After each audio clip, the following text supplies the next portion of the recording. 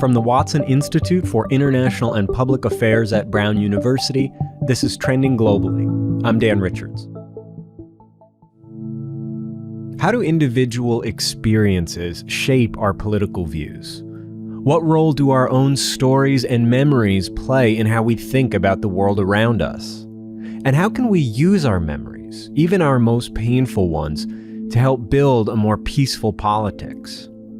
These are complicated questions and not of the variety we often ask on this show. But historian Omer Bartov thinks that trying to answer them is essential for finding political solutions to our most vexing problems. And his new and incredibly prescient book, Genocide, the Holocaust and Israel-Palestine, First-Person History in Times of Crisis, powerfully makes the case. The book, which weaves together personal stories, historical analyses, and a moral critique of Israel's treatment of Palestinians, illustrates how individual stories and personal memories are inextricably linked to the politics we create. There are links in memory, there are links in experience, and there are personal links. There were soldiers fighting in 1948 who were survivors of the Holocaust, who believed that they were fighting for their own existence, for their own state, and they saw those who opposed them as somehow connected to the event that they came from. Although, of course, the Palestinians who were fighting them had nothing to do with the murder of the Jews in Europe. The politics of memory plays a huge role, and one cannot do away with it. We had scheduled this podcast in September, but we recorded it after the events of October 7th. Of course, those events and all that has come since became a big part of our conversation, as you'll hear. I hope, like me, you find that Omer's analysis is even more important and relevant in our current moment. On this episode, Omer Bartov on the politics of memory and the role memories and stories play in moments of crisis.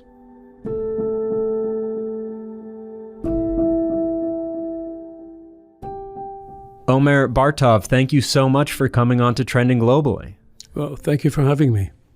Before we get into some details of the book, I wonder if we could just start with sort of you as a historian, an expert in the history of the Holocaust, who has such close ties to Israel. How are you thinking and feeling about this moment? I'm thinking about it on various levels, in truth. You know, I was born and grew up in Israel. I have many friends in Israel. I have a son in Israel whose partner, who is pregnant right now, comes from one of the kibbutzim that was attacked, from Kibbutz Be'eri, where over 100 people were murdered. And a cousin of hers, this cousin's husband, are right now hostages in Gaza, and we hope they're alive. So on that level, it's very, very personal. It was also just shocking to hear the details, the number of the people killed, and often the manner in which they were killed. I tried not to watch too many of these clips. So that's on the personal level. But I do also have another way of thinking about things as a historian and as someone who was engaged before this happened, just in the months leading to that, in an attempt to forestall what colleagues of mine and myself were fearing.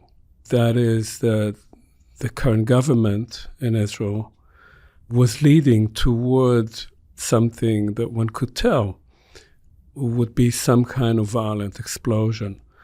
And on that level, I am also deeply frustrated, angry in many ways, and hoping that finally people on both sides will understand that these cycles of violence, these horrific and increasingly violent events, will only be stopped through politics and not through more and more violence. And so in that sense, yes, it's been very difficult weeks.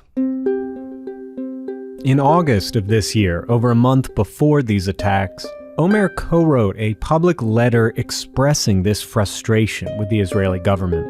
The impetus for the letter, which now has over 2,000 co-signatories, was the recent so-called judicial reform efforts in Israel promoted by Prime Minister Benjamin Netanyahu, which aim to empower Israel's far-right wing and facilitate further Israeli annexation of the West Bank. Omer and his co-authors wrote how these reforms weren't just anti-democratic. They were an example of the increasingly oppressive policies the Israeli government held towards Palestinians, and that such oppression was not only immoral, but unsustainable. What our letter tried to say was there is an elephant in the room. The elephant in the room is the occupation. If we don't resolve the issue of the occupation, on the one hand, the government will continue trying to push for this reform so that it can carry out its policy of annexing the West Bank. And so that has to be faced by the protest movement. And the letter used a couple of terms that people find difficult to swallow. One term is apartheid, and the other term is ethnic cleansing. We use the term apartheid because in the West Bank, there is now, by the analysis of quite a number of experts in international law, the regime of apartheid. And to put it very simply, what it means is that by now there are probably about 750,000 Jewish settlers in the West Bank and about 3 million Palestinians. They live under two totally different legal systems. The Jews living there vote to the Israeli Knesset, to the Israeli parliament, whereas Palestinians live under military law. And that means that they basically have no rights. You can detain them for as long as you like. The age of children who can be arrested is much lower than that of Jewish children, and so forth. And increasingly, since October 7th, the military is working hand in hand with the settlers there to exercise violence against Palestinians, to take over their lands, to move them out of their villages, to intimidate them, with the desire to make life impossible for them so that they would finally leave. So there is a sort of increasing process of an attempt at ethnic cleansing. And this is what we wanted to point out.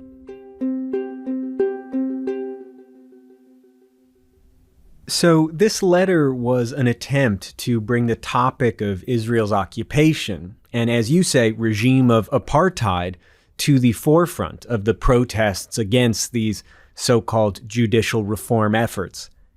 How did people react to this letter? Many of the signatories, we had close to 3,000 people signing the letter within a few weeks. In Israel, many of those who signed were academics. Whether there was a major response to it otherwise in Israel, not so much. There was a much bigger response in the United States. And what was interesting, both in the people who signed from Israel and American scholars who signed, was that these were relatively mainstream people. These were people who a year earlier would never have signed the letter. They used the word apartheid. And they realized, and all of this is before October 7th, we have to remember, they realized that what was going on right now was no longer supportable. And we had people such as Benny Morris, a very important Israeli scholar who wrote the definitive book on the Nakba, on the expulsion of the Palestinians in 1948, and who is quite conservative, signing this letter. And I wanted to make sure that he actually signed it, and I was in touch with him, and he said, yes, there is no other way to describe that now. So there was a sense among many people, I think, also within the sort of moderate mainstream Jewish community in the United States, that things were going in the wrong direction and that we could not call them any other way but what they are, apartheid and an attempted ethnic cleansing of the Palestinians. I want to get back to your views on this current crisis. But before we do that, I want to go back in time a little. So the title of your new book is Genocide, the Holocaust and Israel-Palestine. And I can't really think of a more volatile collection of words right now. But the subtitle of the book is Personal History in Times of Crisis. And this book deals a lot with your own personal history and how individual memories can play into the study of history more broadly, and how memory informs your understanding of this current crisis. So I was wondering, to get into these ideas more, if we could start with the story of a town that features prominently in your book, Buchach, Ukraine. Again, for listeners, this will bring us back to the present shortly. But what brought you to study the town of Buchach? This is going back 20 years. At the time, I was already involved in writing about the Holocaust, and in the 1990s, there were certain tropes about it. It was generally seen as a particularly modern genocide in which a powerful, modern, bureaucratic tyranny organized the mass murder of millions of people across the continent and did it by transporting them to extermination camps and then killing them in large numbers in a way that compartmentalized the process. And so in a sense, the picture that was created of the Holocaust was of a mass murder created by people sitting behind desks. And I started wondering about that. What happened in small towns? How did this happen actually in a single small town? And we knew statistically that about half of the people murdered in the Holocaust were not murdered in extermination camps, but were murdered elsewhere. And so I thought, why don't I look at one town and see what happened in that town? I chose a town in Eastern Europe because that's where most Jews had lived, and that's where most of them were murdered. My mother comes from a town like that, and I know nothing about her town. The only thing I knew about it was from a famous author, Shmuel Yosef Agnon, who won the Nobel Prize in Literature in 1966 and came from that town, but he left it before World War I. My mother left it in the 1930s. And I spent 20 years really retooling myself from a German historian to a historian, learning Polish history, Ukrainian history, learning new languages, and doing the extensive research that led to writing on this town. And my conclusion was that in such towns, and there were hundreds of such towns, genocide looked very different. It's not the way we had thought about it. It's not Auschwitz or Treblinka or Belzec, although some of the people were eventually deported there. About half of the people were eventually deported to those extermination camps, especially to Belzec. But it differed greatly in the sense that at least half of the people were killed right there, in situ. They were killed publicly. Everybody was watching. Everybody knew. And their fate depended not only on decisions made by the Germans who came in, but on their own neighbors, because these towns were more or less 50% Jewish and 50%, in this case, Polish and Ukrainian. And as you write, there was a sort of a history of ethnic tensions in this town. So the killing wasn't done entirely as the result of the German army invading the town, that it catalyzed some other type of long simmering violence. Exactly. So in this region in which this town is located, there were about 60,000 Jews, of whom altogether about 10,000 were in Buchach. A unit of German security police, numbering about 20 men, murdered 60,000 Jews in the period of between late summer 1942 and early summer 1943. So these 20 men could not have done it on their own. And the way they do it is they activate existing animosities, resentments, desire for vengeance, greed between the communities, and particularly anti-Jewish sentiments. And they create auxiliary police units that make it possible for them to kill people so quickly and so efficiently, often, as I say, in public view. So that everyone, in that sense, not only is there no compartmentalization of the process, in fact, everyone is participating in it in one way or another. Of this history you uncovered, what of it was preserved and presented in the town of Buchach? Well, the short answer is none of it. I came there for the first time in 2003. The only sign there was in the center of town that there had ever been a Jewish population there was that a few years earlier, one street was renamed Vulitza Agnona, Agnon Street. After the famous author. After the famous author who was presented in a plaque there as, a Ukrainian author who won the Nobel Prize in Literature, and the town was proud of that, of course. But were there Jews there? What happened to them? Nothing was known there. You could go to the site of the Jewish cemetery, which is one hill next to the town.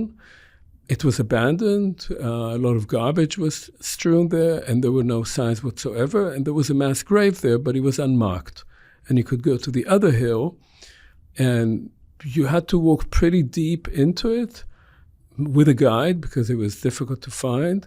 And there was one tombstone-sized memorial that said that here 450 Jews were murdered. It was over the first mass grave of the first execution that took place there. No other information was available. And in fact, the estimate would be that up to 7,000 Jews are buried there in mass graves around the town. Omer's mother left the town as a kid in 1935 with her two brothers and her parents. They moved to Palestine. As far as Omer knows, the rest of his family that stayed in the region was murdered. There have been steps taken to reckon with this history of genocide in Buchach. There is a cultural center there now acknowledging some of their Jewish history. But Omer's point is not just that it's important to remember the Holocaust in all its gruesome detail. There's a bigger lesson about forgetting and erasure and the complex way that our memories inform our politics.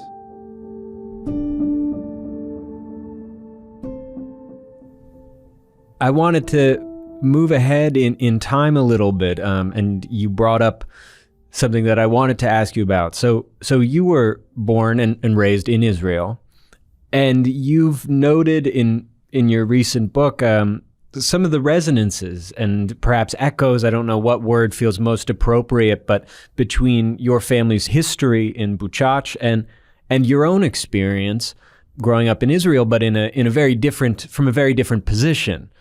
And there's this very powerful moment you describe in the book of encountering the overgrown Jewish cemeteries, as you said, in Buchach, and the memories that brought up for you from your childhood. And I wondered if you could just elaborate on that for listeners, that connection. Every once in a while, you have this illumination. You start thinking about things differently because of a particular experience, and it brings back all kinds of memories. And for me, the first time I went to Ukraine, both in Buchach and in other towns, you saw these abandoned cemeteries, often Ukrainian kids taking their goats there to graze. And I was thinking, what do these children know? What are they thinking when they're wandering around the cemetery? It has tombstones. Some have been broken, but some are standing with words in a script that they obviously cannot read. What does that do to them? And after a while, I started thinking about my own childhood. And in my childhood, I was born in 1954. So I belong to the first generation born after the establishment of the State of Israel. I suddenly remembered that when I was a kid, first in North Tel Aviv and then in Ramat Aviv, which is where the University of Tel Aviv is, there were remnants of Palestinian villages, and we used to play in them. I remember in particular, there was a village called Shahmuanis, Al-Shahmuanis, which is on a hill Most of it is gone now. And now the University of Tel Aviv has spread over that, and there are dorms there and so forth. But when I was a kid, many of the houses were standing, and we used to go there. They were abandoned by then, play cops and robbers. There were sabra bushes there, and we'd sort of pick the prickly pear. And I was trying to think, what did we think at the time? And we had no language for it. We knew vaguely that there had been Palestinian villages, or Arab villages as we referred to them at the time. For a while after 1948, after that population had been driven out, Jews who came from North Africa, especially from Morocco, were housed in the abandoned Arab villages, and then they were moved out, and then the houses just stayed there with there were few people living there still. So these were recently abandoned. These were not long, old, abandoned structures. No, they were abandoned in the 1950s. So when I was there, say, 10 years later, they were still standing there. So we knew vaguely, but there was no language to speak about it, and nobody around us spoke about it. The word Nakba was no one knew that word, the Arabic word for catastrophe. Which is used to describe the mass displacement that occurred for... Displacement, expulsion, flight. After 1948 or... During the war. Yes. During the war itself. And you couldn't really ask anyone. It was something you didn't speak about. And that made me think about those Ukrainian kids wandering around those cemeteries and also having no way to think about it because you don't study about it in school. Nobody tells you. The town has no plaques commemorating what happened in Buchach, and there's certainly no plaques commemorating what happened to the Palestinians of Sheikh Mouanis or Jamusin, which was where I played when I was an even smaller kid. Nothing. And in fact, ironically, there was a house there that we refer to as the Sheikh's house, and it was a big, handsome house, although derelict. Later on, the University of Tel Aviv took it over, called it the Greenhouse, and made it into the faculty club. And so liberal professors would be sitting in the Sheikh's house, talking liberal politics, never acknowledging that they were actually in the house of, he was not a sheikh, but of one of the wealthier residents of that village who had been thrown out. And there was this complete disconnect between the reality that was staring you in the face and the way you spoke about your own environment and history. You described how the connection between these two places for you, Buchach and where you grew up in Tel Aviv, was illuminated as an adult. And I wonder, how exactly does that type of illumination or that connection affect your understanding of each place? Is there a way that these memories inform each other? Does it feel like there is something that we can learn from Buchach to help us think about what we are seeing today in Israel and Palestine? Or is the connection of a different nature? In this book, and generally, I'm not interested in comparing the two events. I don't think that the Holocaust and the Nakba are comparable events for many, many reasons that we probably don't have time to go into. But the Holocaust was a continent-wide genocide in which close to 6 million Jews were murdered. And the Nakba was, in my terms, ethnic cleansing. It happened during a war, and the Israeli military was engaged in either intimidating or driving out the majority of the Palestinian population of what became the State of Israel, about 750,000 men, women, and children. I'm not interested in comparing the events, but I am very interested in seeing the links between them. There are links in memory, there are links in experience, and there are personal links. There were people who came from one event into another.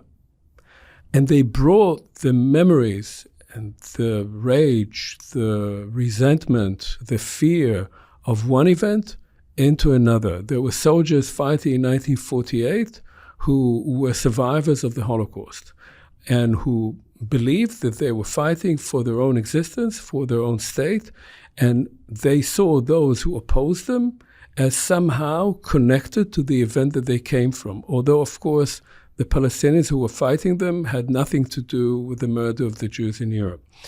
And that sort of memory, the politics of memory, plays a huge role. And one cannot do away with it. And as Omer explained, its role, of course, continues into the present.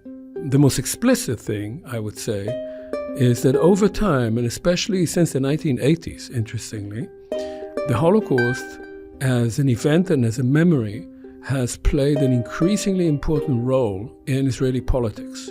It has been mobilized to energize the population, to give new generations of Israeli Jews a sense of meaning, a sense of threat, and to justify actions that otherwise are very difficult to justify, such as oppression of Palestinians. So this is one aspect. The other thing, the Holocaust is in the past. Jewish populations have been largely removed from Eastern Europe, mostly through genocide. There is no movement to go back there. This is over. This is a closed historical chapter. The Nakba is not over, and any Palestinian you would speak with will tell you it's not over. Because, first of all, there are, as we said earlier, there are 7 million Palestinians living in one way or another under the control of the Israeli authorities. And secondly, because there is ongoing oppression of Palestinians. Many of them live in refugee camps.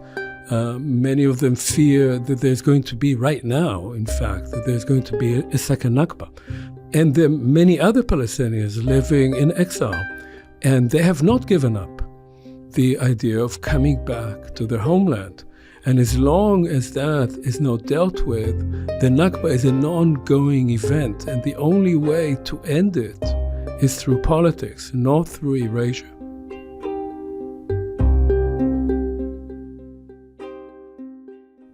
You write in the book about using individual memories and histories and testimonies of individuals to help us see a fuller view of historical moments. Does that approach feel relevant and applicable to current crises like what we're seeing now? I think it has to be. It's hard, and it's especially hard for people who are suffering right now. Whether you're talking about the families of Israeli Jews whose family members were brutalized or are still as hostages in Gaza, or when you talk about Palestinian families with apparently by now thousands of children killed, quite apart from the total numbers are now, I think, around 8,000 as we speak today. These are figures that, okay, we don't know for sure, but the numbers are very high. So people who are undergoing this kind of violence find it extremely hard to look at it through the eyes of the other side, of course. But we who have the privilege of not being right there, of not being directly impacted by this, I think must do that. I actually was thinking about it just the other day, and I wrote a short piece on children, because what you find is that both sides right now, not to be too polite, are weaponizing the deaths of children to show the brutality and inhumanity of the other side, thereby, in a sense, justifying their own brutality and inhumanity. The horror, as in the past, can produce more horror, more violence, or hopefully can make people understand that you only perpetuate it by constantly flaunting your own victimhood in order to victimize others.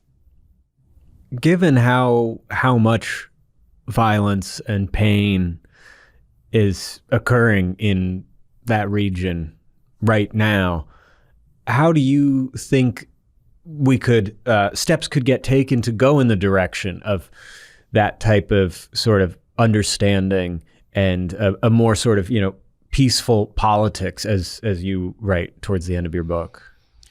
Look, I mean, right now, things are so terrible And as we speak right now, it's impossible to know where this is going to go. The dangers of a regional conflict, even larger than that, are very, very present. And the rage is huge. But, I was in the past a military historian. That's how I started my career. And the first thing you learn when you study military history, you have to learn Klaus von Clausewitz, who was a great Prussian analyst of war in the beginning of the 19th century. His most famous line is, "War is the extension of politics by other means." Now, it does not mean that you always go to war because you can't resolve things politically. What it means is that when you go to war, you must have a political goal. If you don't go to war with a political goal, war can become an absolute war. An absolute war means a war of everyone against everyone. It's a war of destruction. That was a term that was used by Hitler when he went to war on the Eastern Front. A war of annihilation, a war of destruction. So if you try to apply this to the current state of things, Israel has a right to defend itself. There are good arguments to saying, okay, Hamas needs to be dismantled, although what that exactly means, nobody quite knows. But what then? What does one want to accomplish? And in Israel today, people are not talking about it. If you don't talk about it, then you are bound to perpetuate this situation of ongoing violence. And Israeli governments, at least in the last 20 years under Netanyahu, have decided to manage the conflict, not to resolve it, and at the same time to constantly enhance the settlement of occupied territories so as to make impossible any political resolution. And this now blew up in people's face. And I'm not condoning the horrific attack by Hamas. I'm just saying that you cannot expect anything but more and more violence if you try to simply deny the need for a political solution and you think that you can keep people for decades under an oppressive rule. You also write towards the end of this book about a new project you're working on, which aims to sort of weave together personal histories and political analysis of the conflict between Israel and Palestine. Could you describe that project a little? Between October and January 2022, just before the so-called legal reform began and then these recent events, I spent 3 months in Israel, and I was doing what I called research for the new project that I outline in sort of general terms in this book. And what I did, I interviewed more or less 55 people, Israeli Jews and Palestinians who are Israeli citizens. And I interviewed people of my generation, that is, people born between the late 1940s and the early 1960s, the first generation of people born into the state of Israel. And I asked them about their link to the place. How do they feel linked to this place that they live in? And I did not define for them what I mean by place, because people have different ways of thinking about it, and nor did I define link or connection. And these were amazing conversations, and I will be using them to write a book. But what I would say is, A, that almost all the people I spoke with very few exceptions, had a very powerful, intimate connection to the place. B, all those people, I think with no exceptions, Jews and Palestinians, grew up in traumatized families, either because of the Holocaust or because of the Nakba. Families in which often one could not speak about that until much later on. And 3, that in speaking with people or really listening to them, just asking very few questions, just listening to them, what was created through the process of listening was a kind of empathy that you could not even imagine in theoretical terms. It was simply When you ask people about their childhood, about their families, about their parents, then about raising their own children, something opens up which is way beyond certainly the usual conversation that happens in a place like Israel, where you keep correcting the facts of the person you're speaking with. You say, no, it didn't happen exactly like this, it's about listening. And I think that when you do that, when you listen to people telling a story that is their story, you can't take their story away from them. You have your own story and they have their story. That is the beginning of an understanding that all those people belong to that place. They're part of it, but they have to find a way of living there together. And the way to live there together is, first of all, to listen to each other's stories. It's beyond politics. It's deeper than politics. But without that, always imposing your own views on others, your own understanding of the past, your own memories on others, is a one-way street. You cannot do it.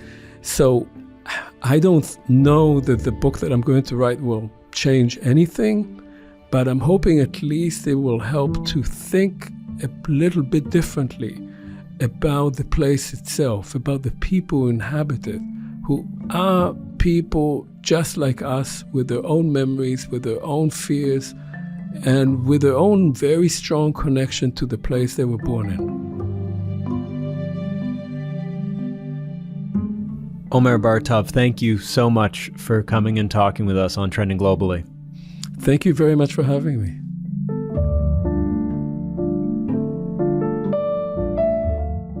This episode was produced by me, Dan Richards, and Zach Hirsch, with production assistance from Eric Emma.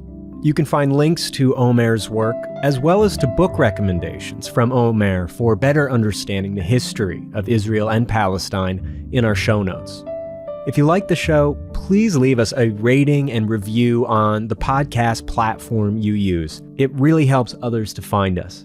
And if you haven't subscribed to Trending Globally, please do that too. If you have any ideas for guests or topics, send us an email at trendingglobally@brown.edu. Again, that's all one word, trendingglobally@brown.edu. Thank you so much for listening. We'll be back in 2 weeks with another episode of Trending Globally.